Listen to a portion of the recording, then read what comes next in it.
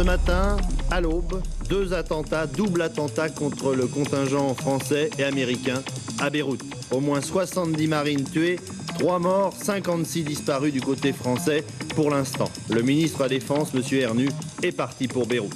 Le 23 octobre 1983, une camionnette contenant 250 kg d'explosifs force le barrage d'entrée du poste français Drakkar.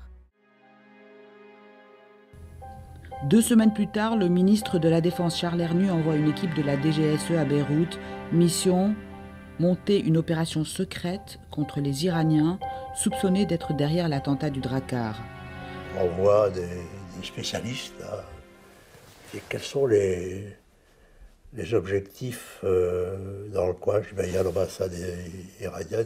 Le régime de Bachar el-Assad, pour être clair, n'a jamais été condamné explicitement par le Rassemblement national. Si, pour une bonne raison, c'est qu'il était notamment derrière l'abominable attentat de nos parachutistes à Beyrouth.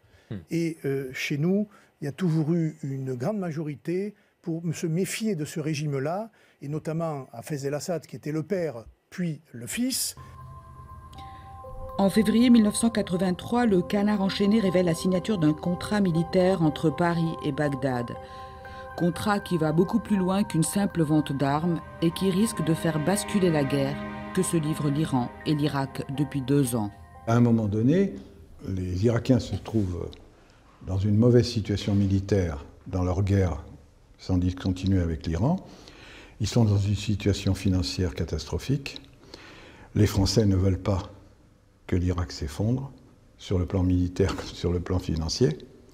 Et à ce moment-là, ils nous demandent la livraison de super-étendards avec le fameux Exocet qui permettrait d'attaquer l'Iran à plus de 1000 km de leur base dans les terminaux pétroliers. Et à l'époque, les Américains, les Allemands, les Anglais sont tous d'accord pour que la France vende n'importe quoi à l'Irak.